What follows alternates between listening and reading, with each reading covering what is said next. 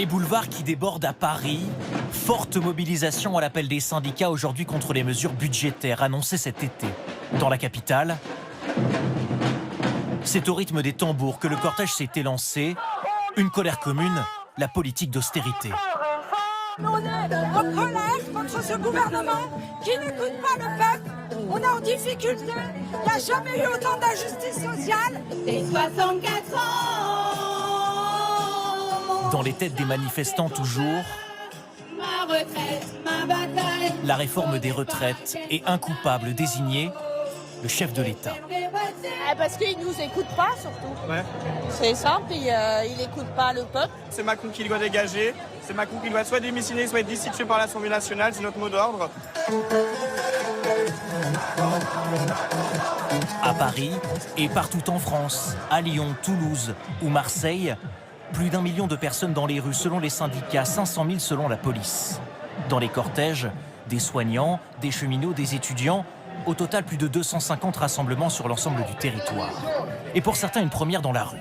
Comme ici à Nantes, Emeline Bironneau est agent territorial.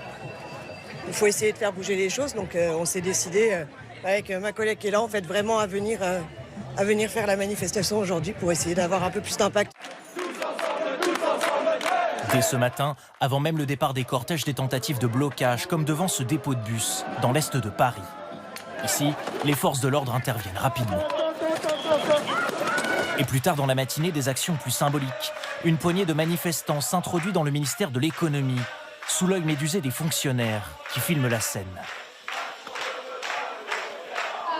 Les manifestations ont aujourd'hui plus mobilisé qu'il y a une semaine, mais moins que le premier rassemblement contre la réforme des retraites il y a 2 ans et demi.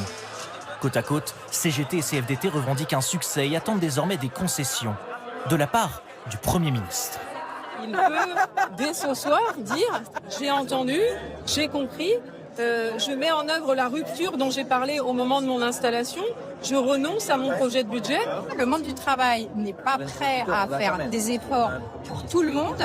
Il y a un véritable enjeu de justice sociale et de partage des efforts. Si les exigences sociales ne sont pas entendues, ce soir l'intersyndicale prévient.